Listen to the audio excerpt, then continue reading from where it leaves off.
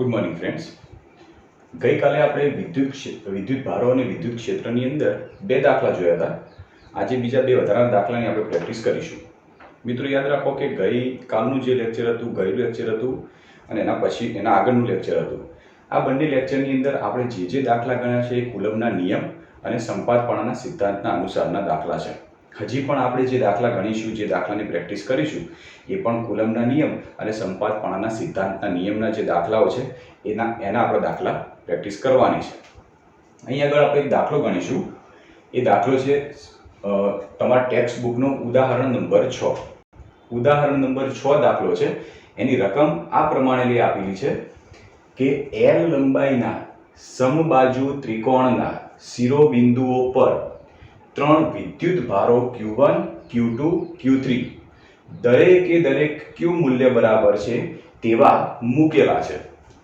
તો આકૃતિમાં દર્શાવ્યા મુજબ ત્રિકોણના મધ્ય કેન્દ્ર પર મૂકેલા વિદ્યુત ભાર Q પર લાગતું બળ કેટલું હશે? રકમ એકદમ ઈઝી છે. જો રકમ પ્રમાણે આપણે આકૃતિ બનાવીએ તો આ રકમમાં એમ કીધેલું છે કે ભાઈ એક સમબાજુ ત્રિકોણ છે. અહીંયા તમને એક ત્રિકોણ કેવો આપ્યો છે? સમબાજુ ત્રિકોણ. આ સમબાજુ ત્રિકોણની લંબાઈનું માપ આપી દીધું છે સ્મોલ l. તો આપણે અહીં આગળ એક સમબાજુ ત્રિકોણ લઈ લઈએ. આ સમબાજુ ત્રિકોણની જે બાજુઓના માપ છે એને આપણે l તરીકે લઈ લઈએ. સમબાજુનો મતલબ ખબર છે કે જેની બધી બાજુઓના માપ સમાન હોય. હવે આ જે સમબાજુ ત્રિકોણ રહ્યા એના શિરોબિંદુઓ ઉપર 3 વિદ્યુત ભારો લેવાના છે. તો સમબાજુના 3 શિરોબિંદુ લઈ લઈએ, a, b અને c. આ 3 શિરોબિંદુઓ ઉપર આપણે 3 વિદ્યુત ભારો લઈ લઈએ. a બિંદુ ઉપરનો આપણે વિદ્યુત ભાર Q1 તરીકે લઈ લઈએ, b બિંદુ આગળનો વિદ્યુત ભાર Q2 તરીકે અને c બિંદુ આગળનો વિદ્યુત ભાર Q3 તરીકે લઈ લઈએ. હવે એવું કીધેલું છે કે આ 3 વિદ્યુત ભારો દરેકનું મૂલ્ય Q બરાબર છે. એનો મતલબ Q1 બરાબર પણ Q, Q2 બરાબર પણ Q છે અને Q3 બરાબર પણ Q આપી દીધેલું છે. તો આવી રીતે વિદ્યુત ભારો મૂકેલા છે. તો આકૃતિમાં દર્શાવ્યા મુજબ ત્રિકોણના મધ્ય કેન્દ્ર પર મૂકેલા વિદ્યુત ભાર Q પર, તો આ ત્રિકોણનું મધ્ય કેન્દ્ર જો દોરીએ તો આ જગ્યાએ ધારો કે મધ્ય કેન્દ્ર આવે છે. તો આ મધ્ય કેન્દ્ર ઉપર મૂકેલા વિદ્યુત ભાર Q, આ Q પર કેટલું બળ લાગતું હશે? તો આ Q ઉપર લાગતું આપણે પરિણામી બળ શોધવાનું છે. તો સિમ્પલ દેખાય છે. તમે ગયા લેક્ચરનો દાખલો જોયો તો એના અંદર આપણે એક ચોરસ દોર્યો હતો. ચોરસના 4 શિરોબિંદુઓ ઉપર એક વિદ્યુત ભાર પડ્યો હતો અને આ વિદ્યુત ભારને લીધે કેન્દ્રમાં રહેલા વિદ્યુત ભાર ઉપર લાગતું પરિણામી બળ જેવી રીતે આપણે શોધ્યું, સેમ એવી જ રીતે આપણે આ દાખલો ગણીએ છીએ. ક્લિયર? હવે દાખલો તમે ધ્યાનથી જોશો તો દાખલાની અંદર સમબાજુ ત્રિકોણની બાજુઓના માપ L લંબાઈ સ્વરૂપે આપી દીધા છે. હવે આપણે એવું લઈ લઈએ કે જે A બિંદુ ઉપરનો વિદ્યુત ભાર Q1 તરીકે Q, B બિંદુ ઉપરનો વિદ્યુત ભાર Q2 તરીકે Q અને C બિંદુ ઉપરનો વિદ્યુત ભાર Q3 તરીકે Q છે. આ બધા શિરોબિંદુઓ ઉપરના વિદ્યુત ભાર એ મધ્ય કેન્દ્ર ઉપર મૂકેલા વિદ્યુત ભાર ઉપર બળ લગાવે છે. આપણે તો શોધવાનું શું છે કે મધ્ય કેન્દ્ર ઉપર કેટલું બળ લાગતું હશે. તો દેખાય છે કે ભાઈ મધ્ય કેન્દ્ર એ શિરોબિંદુ A થી નજીક છે, શિરોબિંદુ B થી પણ નજીક છે અને શિરોબિંદુ C થી પણ નજીક છે. તો સ્વાભાવિક છે કે નજીક હશે તો આ મધ્ય કેન્દ્ર ઉપર મૂકેલા વિદ્યુત ભાર Q પર Q1 ના લીધે બળ લાગશે, Q2 ના લીધે બળ લાગશે અને Q3 ના લીધે પણ બળ લાગશે. આ 3 શિરોબિંદુ ઉપર રહેલા વિદ્યુત ભારને લીધે મધ્ય કેન્દ્ર ઉપર રહેલા વિદ્યુત ભાર ઉપર 3 બળો લાગવાના છે. આ 3 બળોનો સદિશ સરવાળો એ મધ્ય કેન્દ્ર ઉપર રહેલા વિદ્યુત ભાર Q પર લાગતું પરિણામી બળ કહેવાય, જે આપણે શોધવાનું છે. તો સિમ્પલ આપણે એટલું શોધવાનું છે કે ભાઈ મધ્ય કેન્દ્ર ઉપર રહેલા વિદ્યુત ભાર ઉપર આ 3 શિરોબિંદુ ઉપર રહેલા વિદ્યુત ભારના લીધે જે 3 બળો લાગે છે, આ 3 બળોનો જો સદિશ સરવાળો કરી દઈએ તો એ સદિશ સરવાળોનું પરિણામી સદિશ સરવાળો એ વાસ્તવમાં Q વિદ્યુત ભાર ઉપર લાગતું પરિણામી બળ થશે. તો સિમ્પલ પ્રોસેસ છે. ક્લિયર? તો દાખલાની આપણે શરૂઆત કરીએ. તો દાખલાની શરૂઆતમાં એ જોઈએ કે 3 શિરોબિંદુ ઉપર રહેલા જે વિદ્યુત ભારના મૂલ્યો તમે જુઓ, આ છે Q1, Q2, Q3 પણ 3 ના મૂલ્યો સમાન છે. આનું Q આનું પણ Q અને આનું પણ Q છે, બધાનું મૂલ્ય સમાન, એટલે ટૂંકમાં આ સ્મોલ q વિદ્યુત ભાર એ કેપિટલ Q ઉપર એક બળ લગાડશે, બીજો B બિંદુ ઉપરનો સ્મોલ q વિદ્યુત ભાર કેપિટલ Q વિદ્યુત ભાર ઉપર બળ લગાડશે, આ પણ સ્મોલ q વિદ્યુત ભાર એ કેપિટલ Q ઉપર રહેલા વિદ્યુત ભાર ઉપર બળ લગાડશે. હવે આપણે એવું માની લઈએ કે જે મધ્ય કેન્દ્ર ઉપર રહેલો જે વિદ્યુત ભાર છે એ ત્રણે શિરોબિંદુઓથી ધારો કે r જેટલા અંતરે છે એવું લઈ લઈએ, કારણ કે મધ્ય કેન્દ્રનો મતલબ શું, કે અહીંથી જેટલું અંતર એટલું જ અંતર આવ્યું એટલું અંતર આ થાય, તો ત્રણનું અંતર આપણે સ્મોલ r જેટલું લઈ લઈએ. તો તમે વિચારો કે ધારો કે હું એક ભાગની વાત કરું, O એ ભાગ જે એ ભાગની જો વાત કરું તો આ ભાગની અંદર શું થશે કે આ A બિંદુ ઉપરનો વિદ્યુત ભાર સ્મોલ q, O બિંદુ ઉપરનો વિદ્યુત ભાર કેપિટલ Q, બંને વચ્ચેનું અંતર સ્મોલ r, તો આ બંને વચ્ચે જે બળ લાગશે એ કુલમ્બના નિયમ ઉપરથી શોધી શકાશે. અને કેવી રીતે શોધીએ, તો ધારો કે એને F1 નામ આપીએ તો F1 બરાબર K small q capital Q ભાગ્યા r². શું આટલું જ બળ B અને O માટે પણ એટલું જ હશે? હા, કારણ કે જો આના ઉપર પણ વિદ્યુત ભાર Q જ છે અને બંને વચ્ચેનું અંતર r છે, સેમ એટલું જ બળ આના ઉપરનો વિદ્યુત ભાર પણ Q છે અને બંને વચ્ચેનું અંતર સ્મોલ r છે. તો સ્વાભાવિક છે કે ત્રણ શિરોબિંદુ ઉપર વિદ્યુત ભાર સમાન છે, સાથે સાથે આ ત્રણ બિંદુઓનો જે વિદ્યુત ભાર રહ્યો એ મધ્ય કેન્દ્રના વિદ્યુત ભારથી સમાન અંતરે આવેલું છે, માટે ત્રણ શિરોબિંદુઓના લીધે કેન્દ્ર ઉપર લાગતો બળનું મૂલ્ય કેવું થશે? એક સમાન. તો મૂલ્ય એક સમાન થઈ જશે. તો પહેલા મૂલ્યની ચર્ચા કરીએ, પછી આપણે દિશાની ચર્ચા કરીશું. તો જેટલી વસ્તુ આપણે સમાન બનાવી એ વસ્તુઓ આપણે લખી દઈએ. તો પહેલા શું લખીએ કે ત્રિકોણના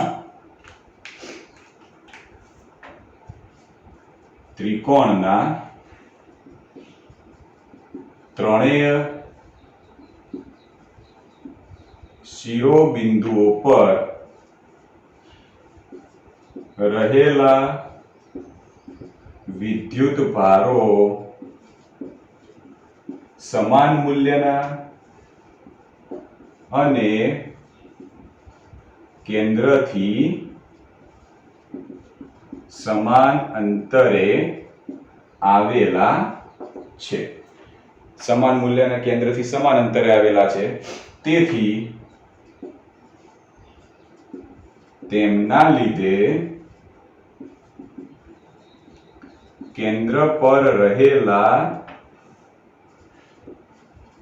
વિદ્યુત ભાર પર લાગતું બળનું મૂલ્ય પણ કેવું થશે? સમાન થાય. ક્લિયર? ફરીથી સમજો કે આપણે આ શું લખ્યું છે કે ત્રણ શિરોબિંદુ ઉપર એક સમાન વિદ્યુત ભાર છે, સાથે સાથે ત્રણ શિરોબિંદુ એ મધ્ય કેન્દ્રથી એક સમાન અંતરે આવેલા છે, માટે ત્રણ શિરોબિંદુઓ કેન્દ્ર ઉપર જે બળ લગાડશે ત્રણ બળ કેવા હશે? સમાન મૂલ્યના હશે. તો એ વિગતની આપણે ચર્ચા કરી દીધી. તો અહીંયા આગળ નીચે લખીએ therefore, ધારો કે માની લઈએ કે આ બિંદુ A છે જેના ઉપરનો વિદ્યુત ભાર Q1 છે. હવે આ બાજુનો વિદ્યુત ભાર ધન, આ બાજુનો પણ કેન્દ્ર ઉપર રહેલો વિદ્યુત ભાર પણ ધન થશે. તો આ બંને ધારો કે ધન વિદ્યુત ભાર થઈ ગયા, તો બંનેના ધન વિદ્યુત ભાર થશે તો બંને વચ્ચે અપાકર્ષણનું બળ લાગશે. તો સ્વાભાવિક છે કે આ O બિંદુ આગળ A ના લીધે જે બળ લાગશે કોના ઉપર લાગે છે? O બિંદુ આગળ રહેલા Q વિદ્યુત ભાર પર. તો O બિંદુ આગળ રહેલા Q વિદ્યુત ભાર પર આના લીધે બળ લાગે છે, તો આ દિશામાં જશે. તો આ A બિંદુ આગળનું બળ, A બિંદુના લીધે લાગતું બળ F એ આ દિશામાં થઈ ગયું. ચલો સેમ B માટેની વાત કરીએ તો B બિંદુ ઉપર ધન વિદ્યુત ભાર, O બિંદુ આગળ પણ ધન વિદ્યુત ભાર, તો પરસ્પર અપાકર્ષણનું બળ લગાડશે.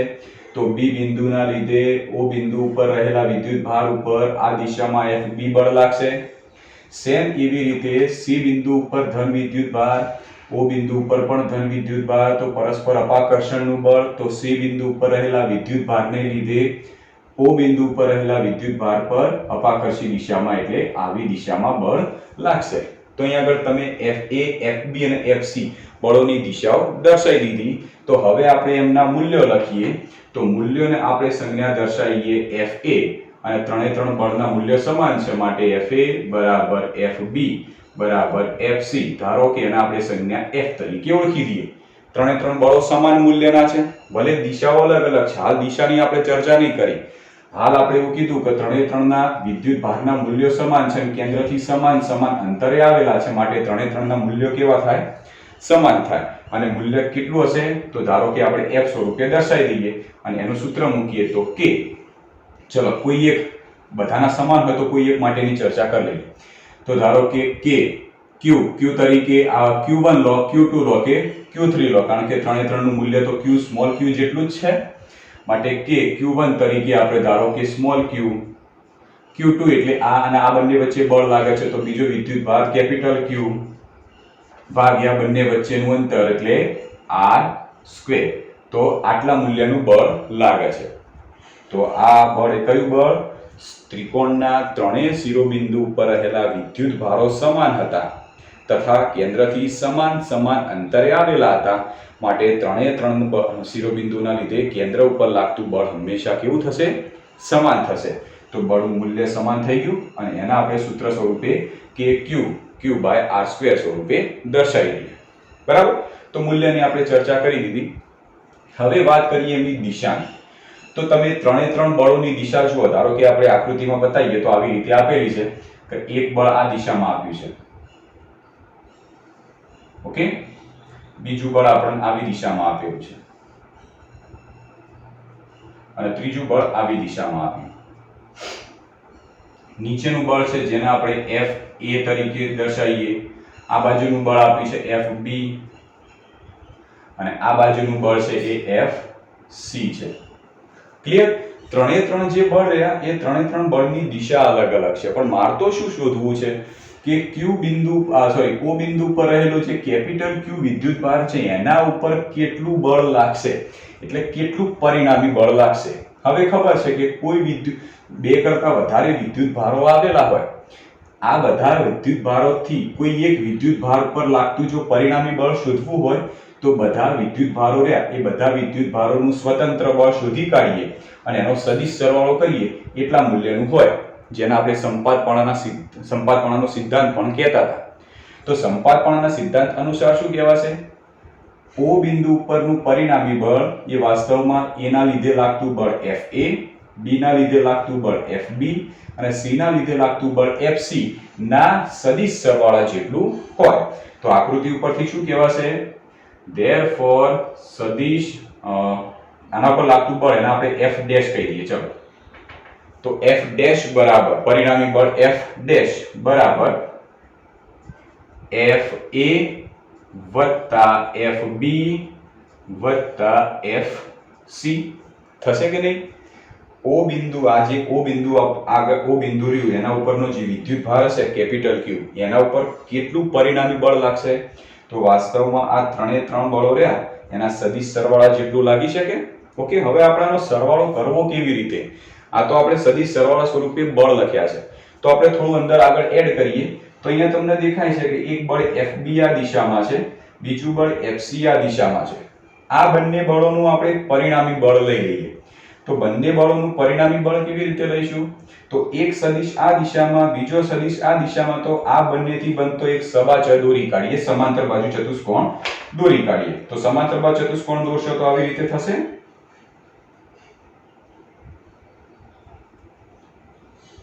ઓકે, તો સબાચર દોરી કાઢ્યો તો આ સબાચરનો આ જે કર્ણવાળો ભાગ મળ્યો તો આ ભાગ થશે એ આ બંનેનું પરિણામી બળ. એના આપણે દર્શાવીએ F' તરીકે, સદિશ F' તરીકે દર્શાવી દઈએ. શું કર્યું? જો આગળના તમે દાખલાઓમાં જોશો ને તો એના અંદર એક બળ આ દિશામાં તો બીજું પરસ્પર વિરુદ્ધ હોતું તો તરત તમને પરિણામી મળતું હતું, પણ અહીંયા આગળ ત્રણે ત્રણ બળો FA, FB અને FC એવી દિશાઓમાં છે કે જેથી એનું પરિણામી જલ્દી મળે નહીં. તો એ લાવવા માટે આપણે કોઈ પણ બે બળોના સદિશ લીધા, એમાંથી એક સમાંતર ચતુષ્કોણ બનાવી દીધો અને એનો એક પરિણામી સદિશ બનાવી દીધો. તો F' એ વાસ્તવમાં FB અને FC નો પરિણામી સદિશ છે. તો આ આકૃતિ ઉપરથી દર્શાવવું હોય તો એમ કહી શકાય કે f ડબલ ડેશ સદિશ f ડબલ ડેશ બરાબર fb વત્તા fc. ઓકે, આના આપણે સમીકરણ 1 કહી દઈએ છીએ. થશે આવું? આકૃતિ ઉપરથી જો જોઈએ તો f ડબલ ડેશ બરાબર fb વત્તા fc થાય. હવે આ f ડબલ ડેશ નું મૂલ્ય શોધી કાઢીએ. માની લો કે f ડબલ ડેશ નું મૂલ્ય એ fa ના મૂલ્ય કરતા વધારે આવે તો સ્વાભાવિક છે કે પરિણામી બળ આ દિશામાં લાગે, અથવા તો f ડબલ ડેશ નું મૂલ્ય એ fa કરતા ઓછું આવે તો પરિણામી બળ આ દિશામાં લાગે. પણ f ડબલ ડેશ અને fa આ બંનેનું મૂલ્ય સમાન આવે તો પરિણામી બળ કેવું થઈ જાય? શૂન્ય થશે. માટે આનું મૂલ્ય આપણે શોધવું પડશે. તો આવી રીતે જ્યારે બે સદિશો સરવાળા સ્વરૂપે આપ્યા હોય અને એનું આપણે જો મૂલ્ય શોધવું હોય તો આપણે આગળના ધોરણોમાં ભણી ગયેલા છીએ કે આનું મૂલ્ય શોધીએ તો f ડબલ ડેશ નું મૂલ્ય બરાબર વર્ગમૂળમાં આ રીતે હોય. ધારો કે બે સદિશો માની લો કે એમ કહીએ કે સદિશ a બરાબર સદિશ b વત્તા સદિશ c હોય. હવે મારા સદિશ a નું મૂલ્ય શોધવું છે તો કયા સૂત્રની મદદથી શોધીએ છીએ? તો સદિશ a બરાબર મૂલ્ય સદિશ a બરાબર વર્ગમૂળમાં પહેલો સદિશનો વર્ગ b સ્ક્વેર વત્તા બીજા સદિશનો વર્ગ c સ્ક્વેર વત્તા 2bc અને ઇન્ટુ cos બે વચ્ચેનો ખૂણો, આ b અને c વચ્ચેનો ખૂણો એટલે ધારો કે થીટા. તો આ સૂત્રની મદદથી આપણે બે સદિશો સરવાળા સ્વરૂપે હોય એનું પરિણામીનું મૂલ્ય શોધવું હોય તો આવી રીતે શોધી શકીએ. તો એ જ સૂત્ર આપણે આના માટે વાપરીએ. તો પહેલામાં b નો વર્ગ એટલે પહેલો સદિશ એનો વર્ગ તો fb નો વર્ગ વત્તા બીજામાં c નો વર્ગ તો fc નો વર્ગ plus 2 fb fc cos theta. ચલો થીટા તરીકે fb અને fc વચ્ચેનો ખૂણો કેટલો થશે? તો fb અને fc તો અહીંયા આગળ જુઓ fb અને fc એટલે આટલો ખૂણો. હવે આટલો કેટલો થાય? તો તમે ત્રિકોણ જુઓ તો ત્રિકોણ કયો છે? સમબાજુ ત્રિકોણ. સમબાજુ ત્રિકોણ હોય તો ત્રિકોણના ત્રણેય ખૂણા કેટલા માપના થશે? 60 ડિગ્રીના થશે. 60 ડિગ્રીના થઈ જાય તો ત્રણેય ત્રણના તમે લંબ દ્વિભાજક લેશો અને એમના ખૂણા તમે લેશો તો ખૂણાના મૂલ્યો થશે 120. કારણ કે જો આ 120 ના બીજો 120 અને ત્રીજો 120 થાય તો 120 240 બીજા 120 360 તો આખો 360 ડિગ્રીનો ખૂણો થશે. તો ટૂંકમાં આ બંને વચ્ચેનો ખૂણો કેટલો થાય છે? અરે 120 ડિગ્રી. તો cos 120 ડિગ્રી. ક્લિયર? ચલો તો હવે આગળનું. હવે આપણે cos 120 ની કિંમત જાણીએ છીએ. cos 120 કેટલા થાય? જો cos 60 બરાબર 1/2 થાય તો 120 તદ્દન એનાથી ઉલટું -1/2 તો આની કિંમત આવશે -1/2. અથવા તો આપણે જો પહેલા એવું કરીએ કે આ જે વર્ગમૂળમાં આખું પદ આપ્યું છે તો બંને બાજુ વર્ગ લઈ લઈએ.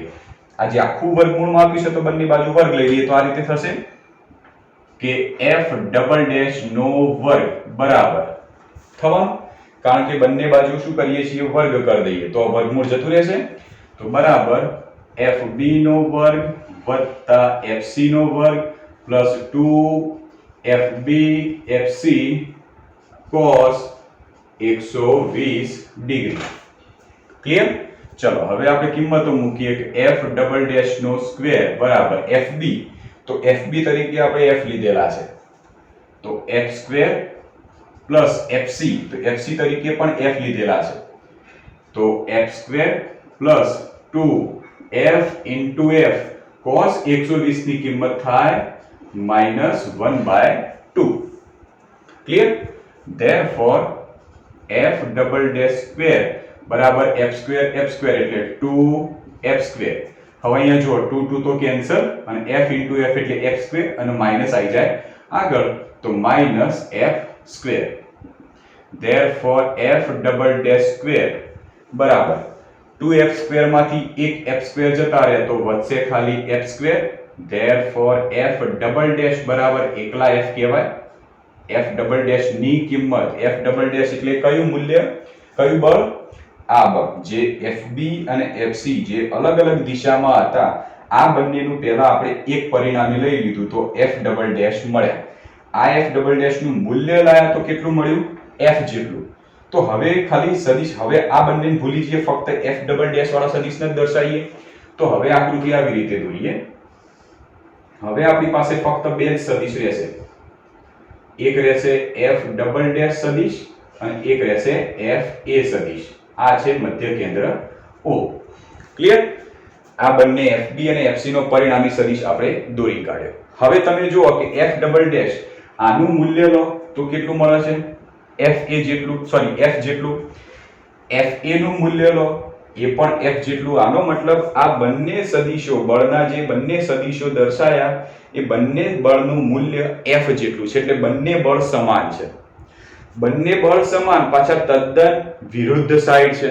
તો બંને બળ સમાન હોય અને તદ્દન વિરુદ્ધ સાઈડ હોય તો એમનો સદિશ સરવાળો કેટલો થાય? 0. તો therefore અહીંયા આગળ લખી શકીએ, અહીં સદિશ fa વત્તા સદિશ f ડબલ ડેશ બરાબર 0 થશે કે નહીં? કારણ કે બંને સદિશના મૂલ્ય સમાન છે, સાથે સાથે બંને સદિશો પરસ્પર વિરુદ્ધ સાઈડ છે, માટે આ બંનેનો સદિશ સરવાળો કેટલો થશે? 0.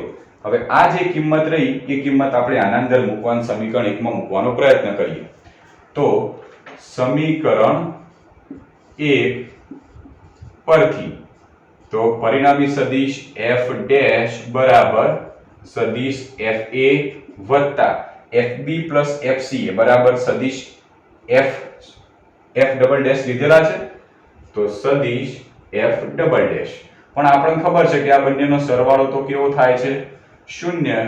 માટે સદિશ f ડેશ બરાબર 0. therefore એનું મૂલ્ય પણ કેવું થશે? 0. બરાબર? તો પરિણામી બળ કેટલું થાય? q વિદ્યુતભાર ઉપર 0 થશે. બરાબર? તો શું કર્યું? ધ્યાન રાખો, આખો દાખલો આપણે ફરીથી એકવાર સમજી લઈએ છીએ. દાખલો એકદમ ઈઝી છે, જો કોન્સેપ્ટ સમજો તો દાખલો તરત આવડી જાય છે. દાખલામાં શું કીધું હતું કે ત્રણ સમબાજુ ત્રિકોણના ત્રણ શિરોબિંદુ ઉપર સમાન મૂલ્યના વિદ્યુતભાર છે અને સાથે સાથે મધ્ય કેન્દ્ર ઉપર એક વિદ્યુતભાર છે. તો આ ત્રણના લીધે મધ્ય કેન્દ્ર ઉપર બળ લાગવાના છે. તો મધ્ય કેન્દ્ર ઉપરનું પરિણામી બળ શોધો. તો મધ્ય કેન્દ્ર ઉપરનું પરિણામી બળ જો શોધવું હોય તો મધ્ય કેન્દ્રની આસપાસ ટોટલ 3 વિદ્યુતભારો આવેલા છે. તો એના ઉપરનું પરિણામી બળ ક્યારે મળશે? કે ત્રણેય ત્રણ વિદ્યુતભારોને લીધે એના ઉપર લાગતા 3 બળો આપણે શોધી કાઢવા પડશે. તો જો, તો A ઉપરનું વિદ્યુતભારનું મૂલ્ય Q, B ઉપરના વિદ્યુતભારનું મૂલ્ય Q, C ઉપરના વિદ્યુતભારનું મૂલ્ય Q. ત્રણેય ત્રણના મૂલ્યો સમાન છે, સાથે સાથે મધ્ય કેન્દ્ર ઉપરના વિદ્યુતભાર ઉપર બળ લાગતું શોધવું છે. તો મધ્ય કેન્દ્રથી ત્રણે ત્રણ શિરોબિંદુનું અંતર પણ સમાન છે, માટે ત્રણે ત્રણ શિરોબિંદુ ઉપરના વિદ્યુતભાર સમાન અને શિરોબિંદુથી મધ્ય કેન્દ્રનું અંતર પણ સમાન, માટે ત્રણે ત્રણ વિદ્યુતભારોના લીધે કેન્દ્ર ઉપરના વિદ્યુતભારના બળનું મૂલ્ય પણ કેવું થશે? સમાન થશે. માટે Fa બરાબર Fb બરાબર Fc બરાબર F લઈ લઈએ અને એનું જો મૂલ્ય કરીએ તો શું થશે? K Q તરીકે એક વિદ્યુતભાર આ લો કે તો આ લો કે તો આ લો, કારણ કે ત્રણે ત્રણ સમાન છે. બીજો Q તરીકે બીજા વિદ્યુતભારનું મૂલ્ય એટલે Q ભાગ્યા બે વચ્ચેનું અંતર આ લો કે આ લો, તો અંતર r². મૂલ્યની વાત કરી દીધી. દિશા દર્શાવીએ તો એ વિદ્યુતભારને લીધે Q વિદ્યુતભાર ઉપર લાગતું બળ Fa આ દિશામાં. કેમ નીચે દર્શાવ્યું છે? કારણ કે બંને ધન વિદ્યુતભાર છે તો અપાકર્ષી દિશામાં લાગશે, તો Q વિદ્યુતભાર ઉપર આવી દિશામાં લાગશે. એ જ રીતે B ઉપર રહેલા વિદ્યુતભારને લીધે O ઉપર રહેલા વિદ્યુતભાર પર આ દિશામાં બળ લાગશે, જેને આપણે Fb કહીએ. ત્રીજું, C ઉપર રહેલા વિદ્યુતભારને લીધે O ઉપર રહેલા વિદ્યુતભાર ઉપર આ દિશામાં બળ લાગશે Fc. તો ત્રણે ત્રણ બળો અહીંયા આગળ દર્શાવી દીધા, Fa, Fb અને Fc. હવે ખબર છે કે O ઉપરનું પરિણામી બળ એ વાસ્તવમાં ત્રણે ત્રણ બળોનો સદિશ સરવાળો થાય. તો O ઉપરનું પરિણામી બળ F' બરાબર ત્રણે ત્રણનો સદિશ સરવાળો. પણ હવે આનું ગણતરી કરીએ કેવી રીતે? તો શું કરીએ? તો કોઈ પણ બે સદિશો લઈ લઈએ, આ બંને સદિશોનો એક પરિણામી સદિશ બનાવી દઈએ. તો આપણે બળ Fb અને Fc લઈ લીધા. આના આપણે પરિણામી સદિશ બનાવવા માટે સવાચનો નિયમનો ઉપયોગ કર્યો સમાંતર બાજુ ચતુષ્કોણમાં. તો આના સમાંતર સદિશ લઈ લઈએ, આના સમાંતર સદિશ લઈ લઈએ, તો જે કર્ણ જેવો ભાગ મળશે, તો આ કર્ણ જેવો ભાગ એ આ બંનેના પરિણામી બળનું મૂલ્ય કહેવાશે. તો આ બંને બળોના સદિશ બળો હતા, એમના પરિણામી સદિશની દિશા આ બાજુ મળી. તો F ડબલ ડેશ બરાબર કહેવાય FB + FC. તો F ડબલ ડેશ બરાબર FB + FC. હવે જો આ તો બળ મળ્યું છે, પણ આ બળનું મૂલ્ય કેટલું છે તો બળનું મૂલ્ય આપણે શોધી કાઢીએ. તો F ડબલ ડેશ બરાબર આપણે જે સૂત્ર હતું એ સૂત્રનો ઉપયોગ કરીને ગણતરી કરીએ તો આ રીતે એનું મૂલ્ય શોધાય છે. એના અંદર થોડા ફેરફાર કરી દઈએ તો આપણે શું કર્યું, બંને બાજુ વર્ગ લઈ લીધા. તો વર્ગ કર્યો, cos 120 ની કિંમત -1/2, FB FC તરીકે FF છે. આપણે થોડી ગણતરી કરી તો F ડબલ ડેશ ની કિંમત F જેટલી મળી ગઈ. હવે જો F ડબલ ડેશ ના મૂલ્યની કિંમત F, FA ની કિંમત પણ F, બંનેના મૂલ્યો સમાન, સાથે સાથે બંને તદ્દન વિરુદ્ધ સાઈડના સદિશો છે. માટે શું થશે, આ બંનેનો પરિણામી સદિશ કેવો થાય, શૂન્ય થાય. એનો મતલબ O બિંદુ ઉપરનું પરિણામી બળ કેવું થશે, શૂન્ય. ક્યારે થયો કે આ બંનેનો સદિશ સરવાળો કર્યો ત્યારે. તો બંનેનો સદિશ સરવાળો શૂન્ય. હવે આ કિંમત આપણે સીધી સમીકરણ 1 માં જો મૂકી દઈએ તો સમીકરણ 1 માં આના બરાબર તો આપણે F ડબલ ડેશ કીધા હતા, તો મૂકી દઈએ તો સદિશ સરવાળો શૂન્ય. તો મૂલ્ય પણ આપણને મળશે શૂન્ય. તો આવી રીતે આપણે દાખલો ગણી અને એનો જવાબ શૂન્ય લાવવાનો છે. હવે એના પછી આગળનો દાખલો ગણીએ. આગળનો દાખલો છે ઉદાહરણ નંબર 7.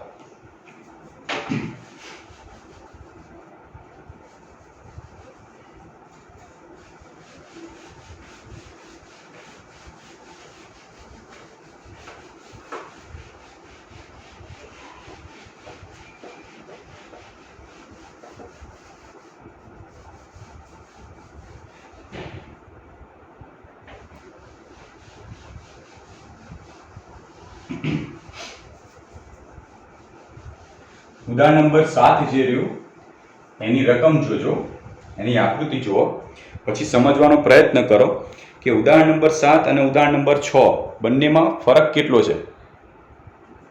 ચલો હવે આપણે લઈએ ઉદાહરણ નંબર 7.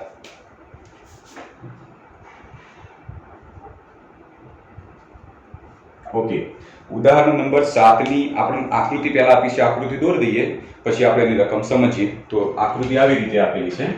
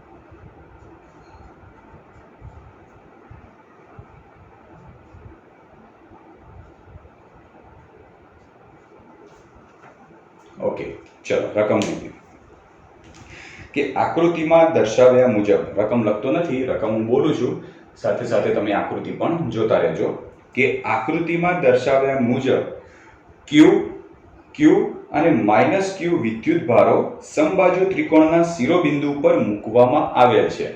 તો એક સમબાજુ ત્રિકોણ જેવો ભાગ છે. આ સમબાજુ ત્રિકોણના શિરોબિંદુ A, B અને C, આના ઉપર 3 વિદ્યુત ભારો મૂકેલા છે. એક છે Q, બીજો છે Q અને ત્રીજો છે -Q. તો 3 વિદ્યુત ભારો મૂકેલા છે. આગળ તો દરેક વિદ્યુત ભાર પર કેટલું બળ લાગશે. અહીં આગળ એવું નહીં કીધું કે કેન્દ્ર ઉપર કેટલું લાગશે, તો આ વિદ્યુત ભારોને લીધે કેન્દ્ર ઉપર કેટલું બળ લાગશે એવું નહીં કીધું. આપણને કીધું છે કે આ ત્રણે 3 શિરોબિંદુ ઉપર રહેલા વિદ્યુત ભારો ઉપર કેટલું બળ લાગશે. એટલે કે આના ઉપર કેટલું લાગશે, આના ઉપર કેટલું લાગશે અને આના ઉપર કેટલું લાગશે એની ગણતરી આપણે કરવાની છે. ક્લિયર? તો ચલો હવે જુઓ કે અહીંયા આગળ એક ત્રિકોણ આપેલો છે જે સમબાજુ ત્રિકોણ આકારનો છે.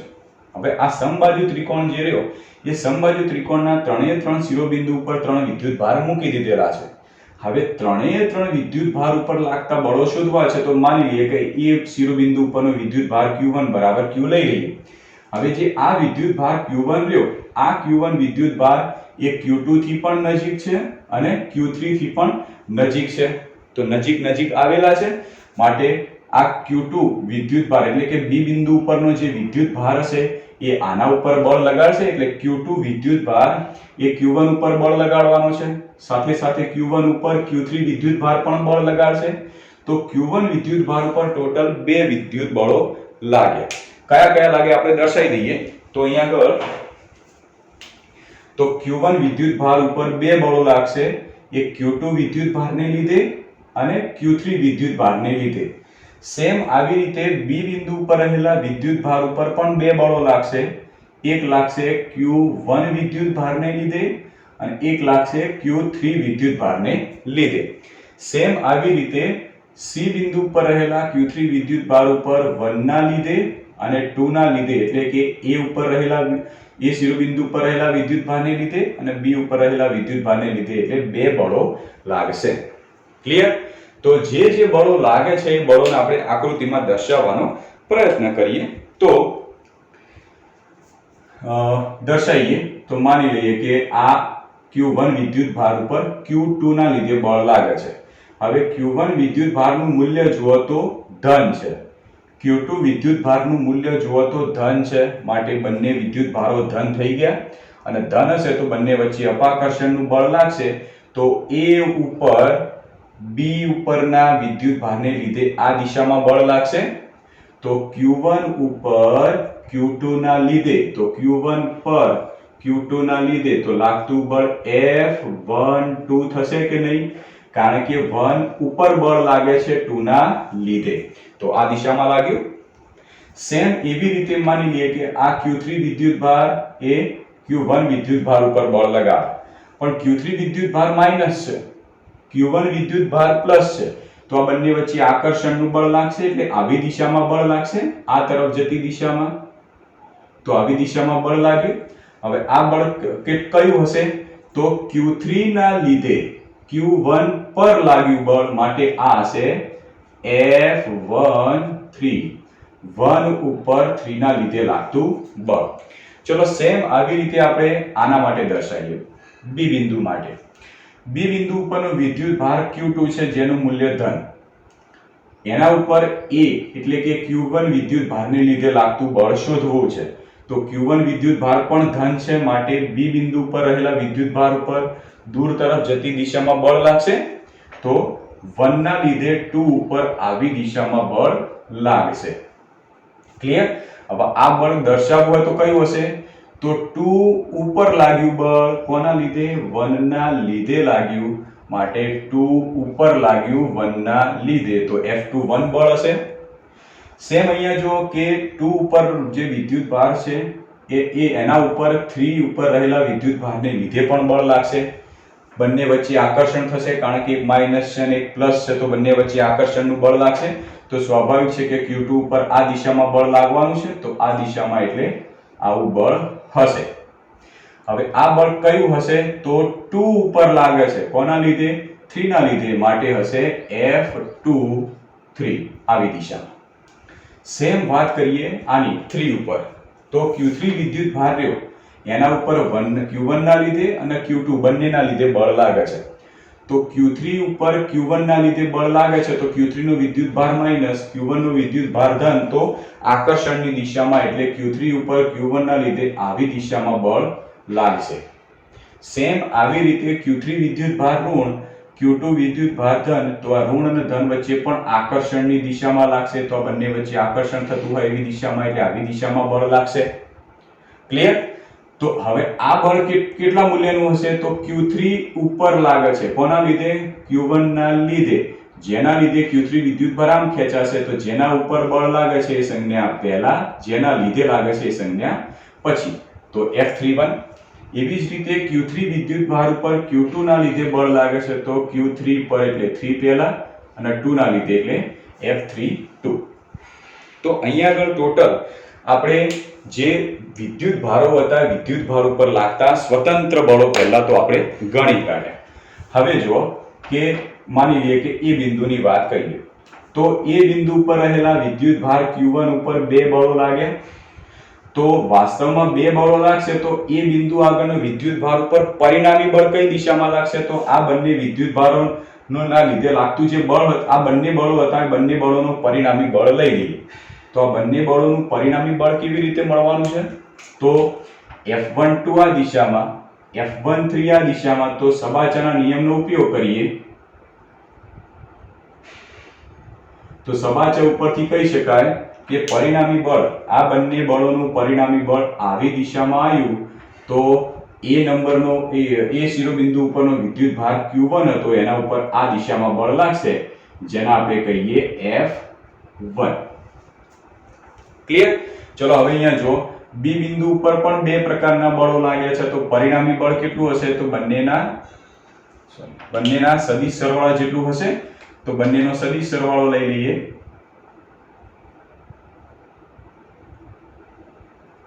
તો બંનેનો સદિશ સરવાળો એટલે બંનેનું પરિણામી, અને બંનેનું પરિણામી એટલે સબાચના નિયમનો ઉપયોગ કરીએ તો એ આ દિશામાં હશે, અને આ બળ મળ્યું એ મળ્યું F2. ક્લિયર? સેમ એવી રીતે અહીંયા આગળ સી બિંદુ ઉપરનો Q3 વિદ્યુત ભાર એના ઉપર પણ બે પ્રકારના બળો લાગે છે, તો આનું પરિણામી કઈ દિશામાં હશે? તો આના માટે પણ સબાચના નિયમનો ઉપયોગ કરી દઈએ તો એ મળશે આવી દિશામાં. ક્લિયર? તો ત્રણે ત્રણના આપણે પરિણામી બળ લઈ લીધા. તો F1 લીધો, F2 લીધો અને F3 લીધો. હવે આપણે આ ત્રણે ત્રણ બળો રહ્યા F1, F2 અને F3 એના પરિણામી નથી માંગ્યા.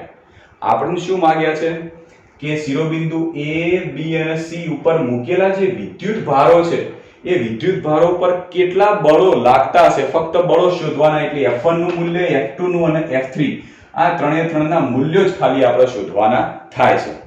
બરાબર? તો રકમમાં જોઈ અને ફરીથી આપણે જોઈએ આકૃતિમાં કે શું કર્યું. તો આકૃતિમાં એક સમાંતરબાજ ચતુષ્કોણ હતો જેની લંબાઈ સ્મોલ l જેટલી આપેલી છે, લંબાઈ આપી છે સ્મોલ l જેટલી.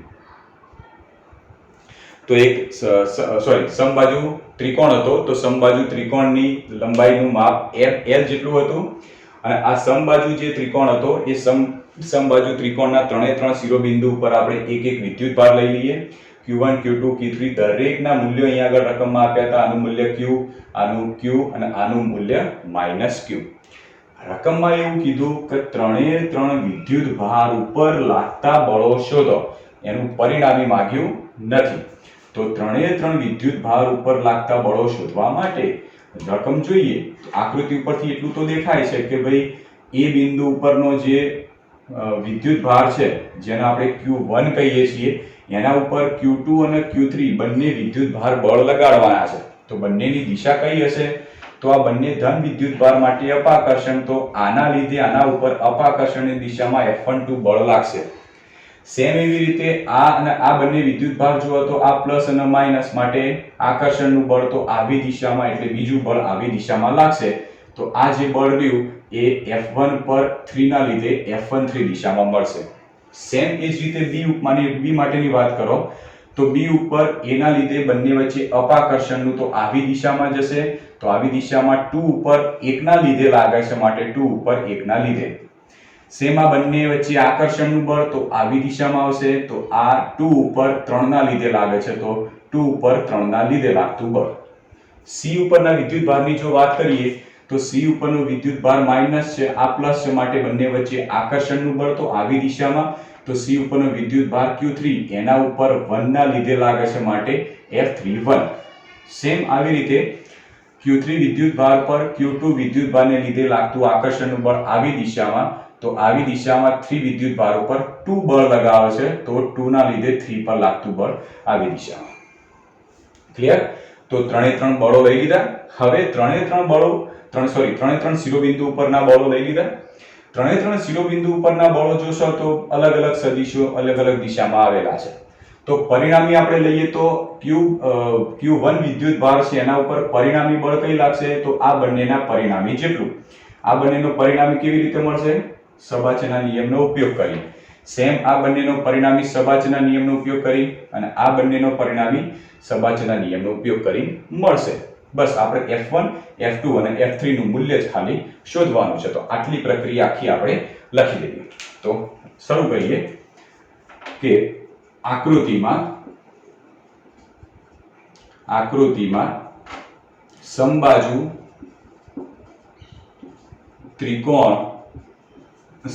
ત્રિકોણ જે રહ્યા એ સમબાજુ ત્રિકોણના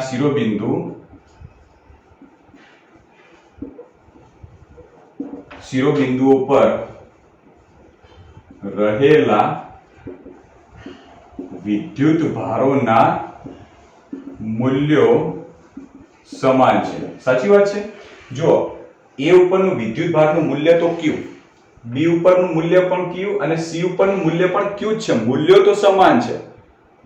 બધાના મૂલ્યો તો સમાન. માની લો કે આ 2 કુલમ હોય, આ 2 કુલમ હોય, આ પણ -2 કુલમ, પણ મૂલ્ય તો 2 કુલમ જ થયું. તો મૂલ્યો તો સમાન છે, સાથે સાથે ત્રણે શિરોબિંદુ ઉપરના વિદ્યુત ભારો સમાન અંતરે આવેલા છે.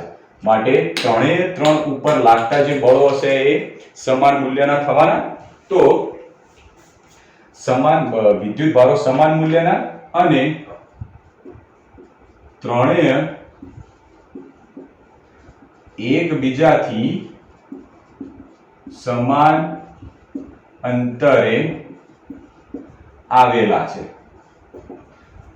સમાન અંતરે આવેલા ત્રણે વિદ્યુત ભારના મૂલ્યો સમાન છે અને ત્રણે જુઓ તો ત્રણે નું અંતર પણ સમાન છે. તો ત્રણે ના લીધે લાગતા બળો પણ સમાન થવાના. therefore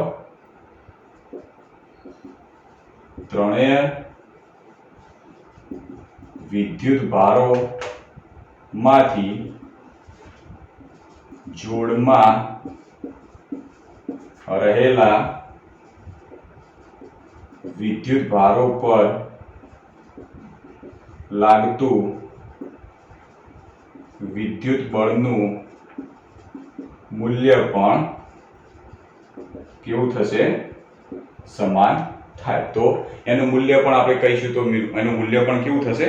સમાન થશે. તો માની લઈએ કે મૂલ્ય લઈએ તો આનું F12, આનું F13, આનું બળ F21, આનું બળ F23, આનું બળ F32, આનું બળ F31, આ બધાના બળોના મૂલ્યો સમાન છે. તો એના બદલે કોઈ એક જ બળ દર્શાવી દઈએ. તો ધારો કે F બરાબર આ બધા જે બળો દર્શાવે ને F12, F13, F21, F23, F32, F31, આ બધા બરાબર આપણે કોઈ એક બળ F દર્શાવી દઈએ અને એનું સૂત્ર વાપરીએ તો કે ચલો Q તરીકે કોઈ એક વિદ્યુત ભાર, તો Q, બીજા Q તરીકે કોઈ એનાથી દૂરનો કોઈ વિદ્યુત ભાર, એનું મૂલ્ય જો દર્શાવવાનું થાય છે માટે મૂલ્ય તો Q જ આવે. ધારો કે આના ઉપર આના લીધે લાગતું બળ શોધવું છે તો આના માટે કુલમનો નિયમ વાપરીએ તો શું થાય? કે Q બાય R સ્ક્વેર અને R તરીકે L. સેમ એ રીતે આ બંને વચ્ચે લાગતું બળ શોધવું હોય તો કે Q બાય R સ્ક્વેર. તમને ખ્યાલ હોય તો આપણે એક દાખલો ગણ્યો તો એમાં કીધું હતું કે જો વિદ્યુત ભારનું મૂલ્ય માઈનસ હોય પણ કુલમના નિયમમાં આપણે જ્યારે મૂલ્ય શોધતા હોય તો આપણે ધન જ લઈએ છીએ. ક્લિયર? તો કે Q બાય R એટલે L સ્ક્વેર અને આ બંને માટે ગણીએ તો કે Q બાય L સ્ક્વેર. તો સૂત્ર શું થશે? કે Q બાય L સ્ક્વેર અથવા તો કે Q square by L square. સમીકરણ 1. તો બધાના મૂલ્યો આ જે બધા બળો તમને બતાવ્યા છે બધા જ બળોના મૂલ્યો સમાન થશે અને આટલા મૂલ્યના થાય. બરાબર? બધાના મૂલ્યો મળી ગયા. હવે આ બધા જે બળો રહ્યા આ બધા બળોનું પરિણામી બળ શોધવાનું છે. મતલબ કે એ બિંદુ ઉપર રહેલો જે વિદ્યુત ભાર છે એના ઉપર 2 બળો લાગે છે તો એનું પરિણામી બળ F1 આ દિશામાં છે તો એનું પરિણામી શોધી કાઢીએ. B ઉપર રહેલો વિદ્યુત ભાર એના ઉપર 2 બળો લાગે છે તેનો પરિણામી બળ F2 આ દિશામાં છે તો એનું મૂલ્ય શોધી કાઢીએ. અને C ઉપર રહેલો વિદ્યુત ભાર ઉપર 2 બળો લાગે છે તો એનું પરિણામી બળ F3 આ દિશામાં તો એનું મૂલ્ય શોધી કાઢીએ. તો સૌથી પહેલા આપણે લઈએ કે Q1 વિદ્યુત ભાર ઉપર લાગતું બળ. Q1 વિદ્યુત ભાર પર લાગતું બળ. ચલો Q1 વિદ્યુત ભાર ઉપર લાગતું બળ જો તો સદિશ સ્વરૂપે દર્શાવીએ તો આ રીતે દર્શાવાશે કે સદિશ F1 બરાબર આ સદિશ F1 વાસ્તવમાં બે સદિશોનો સરવાળો છે તો F12 સદિશ વત્તા F13 સદિશ કહેવાશે. Q1 વિદ્યુત ભાર ઉપર લાગતું બળ F1 બરાબર F12 વત્તા F13. તો એનું મૂલ્ય બતાવીએ તો મૂલ્ય F1 સ્ક્વેર બરાબર f12 નો સ્ક્વેર વત્તા f13 નો square plus 2f12 f13 cos theta એટલે બંને વચ્ચેનો ખૂણો કેટલો થશે? તો ખૂણો એટલે f12 ને f31 વચ્ચેનો ખૂણો. ખબર છે ને આ સૂત્ર કયું? આનું આપણે વર્ગમૂળમાં લેતા હતા, પછી બંને બાજુ વર્ગ કરતા હતા. એ વર્ગ કરેલું સીધું જ મેં મૂલ્ય સૂત્ર મૂકી દીધું છે. હવે આ બંને વચ્ચેનો ખૂણો કેટલો હશે વિચારો. સમબાજુ ત્રિકોણ કીધો તો સ્વાભાવિક છે કે બધા ખૂણા 60 ડિગ્રી ના થાય. આ 60 હોય તો આ કેટલો હશે? તો આખા 180 માંથી 60 બાદ કરો એટલો, તો 120, તો 120 ડિગ્રી. ધેરફોર f1 સ્ક્વેર બરાબર f12 f13 આ બધા બરાબર સંજ્ઞા આપણે f લઈ લીધેલી છે, તો f સ્ક્વેર વત્તા 2ff cos 120 એટલે -1/2. ઓકે, ચલો આગળ સાબિતી આપીએ. હવે આગળ જુઓ, આને આવી રીતે લખીએ, થોડી જગ્યા છે લખી દઈએ આગળ. ધેરફોર f1 સ્ક્વેર બરાબર f1 સ્ક્વેર એટલે 2f સ્ક્વેર એટલે 2f square plus 2 cancel. Okay, minus લઈ લઈએ આગળ, તો અહીંયા આગળ આવશે માઈનસ f એટલે f સ્ક્વેર. તો f1 સ્ક્વેર બરાબર કેટલા મળ્યા? આ 2f square minus f square એટલે એકલા f સ્ક્વેર. ધેરફોર f1 બરાબર f લખાય, બંને બાજુ વર્ગમૂળ લઈ લઈએ તો. પણ f બરાબર તો સૂત્ર જાણીએ છીએ સમીકરણ 1 ઉપરથી. f બરાબર કેટલું છે? k q સ્ક્વેર ભાગ્યા l સ્ક્વેર. તો આ એ શિરોબિંદુ ઉપર રહેલો જો q1 વિદ્યુત ભાર હતો એના ઉપર પરિણામી બળનું મૂલ્ય આટલું લાગશે. ક્લિયર? સેમ આવી રીતે q2 વિદ્યુત ભાર ઉપર લાગતું પરિણામી બળ શોધીએ. તો બીજો પોઈન્ટ, q2 વિદ્યુત ભાર પર લાગતું બળ. ચલો એને આપણે સદિશ સ્વરૂપમાં દર્શાવીએ તો f2 બરાબર શું કહી શકીએ? f21 વત્તા f23 ક્લિયર? હવે એના મૂલ્ય સ્વરૂપમાં બતાવીએ. ધેરફોર f2 સ્ક્વેર બરાબર f21 square plus f23 square plus 2 f21 cos. ચલો હવે ખૂણો આ બંને બળોનો વચ્ચેનો ખૂણો એટલે આટલો ખૂણો કેટલો થાય? આ 60 હોય, આખો 180 તો આટલો કેટલો થશે? 120, તો 120 અંશ. ધેરફોર f2 સ્ક્વેર બરાબર, ચલો f21 f21 હોય કે f23 હોય એના બરાબર સંજ્ઞા તો આપણે f જ લીધેલી છે, કારણ કે બધા જ બળો સમાન મૂલ્યના છે એટલે. તો આને બતાવી દઈએ f સ્ક્વેર વત્તા 2ff cos 120 એટલે -1/2. Therefore f2 સ્ક્વેર બરાબર f સ્ક્વેર એટલે 2f સ્ક્વેર, અહીંયા આગળ 2 કેન્સલ, માઈનસ આવી ગયું આગળ અને આ થશે f square. Therefore f2 square બરાબર કેટલા મળ્યા? એકલા f સ્ક્વેર. તો therefore f2 બરાબર કેટલા થશે? એકલા f, અને f ની કિંમત આપણે સમીકરણ 1 ઉપરથી જાણીએ છીએ કે k q square by l square. તો આટલું બળ એ જે b શિરોબિંદુ ઉપર વિદ્યુત ભાર રહ્યો q2 એના ઉપર આટલા મૂલ્યનું પરિણામી બળ લાગશે. સેમ આ જ પ્રોસેસ કરીએ ત્રીજા, એટલે કે c બિંદુ રહ્યા, એ c બિંદુ પર લાગતું પરિણામી બળ કેટલું હશે? એટલે c બિંદુ આગળનો વિદ્યુત ભાર q3, તો q3 પર લાગતું વિદ્યુત બળ, q3 વિદ્યુત ભાર પર લાગતું q3 વિદ્યુત ભાર પર અહીંયા લખીએ વિદ્યુત ભાર, q3 વિદ્યુત ભાર પર લાગતું વિદ્યુત બળ. ચલો કેટલું હશે? તો સમીકરણ સ્વરૂપે જો જોઈએ, સદિશ સ્વરૂપે જોઈએ તો f3 બરાબર શું લખાશે? f31 વત્તા f32 વત્તા f32. આના મૂલ્ય સ્વરૂપમાં બતાવી દઈએ તો મૂલ્ય સ્વરૂપ થશે આનું f3 નો સ્ક્વેર બરાબર f31 સ્ક્વેર વત્તા f32 સ્ક્વેર વત્તા 2F31 F32 cos. ચલો F31 F32 વચ્ચેનો ખૂણો, આ બંને બળો વચ્ચેનો ખૂણો કેટલો થશે? જે સમબાજુ ત્રિકોણની અંદર ખૂણો હશે એટલો, એટલે કે 60 ડિગ્રીનો ખૂણો થશે. therefore F3² બરાબર, આના બરાબર તો આપણે F કીધેલા છે, F² વત્તા F² વત્તા 2F cos 60 બરાબર થશે 1/2. therefore F3² બરાબર F² એટલે 2F² પ્લસ 2 કેન્સલ, F એટલે F². therefore F3² બરાબર કેટલા મળ્યા?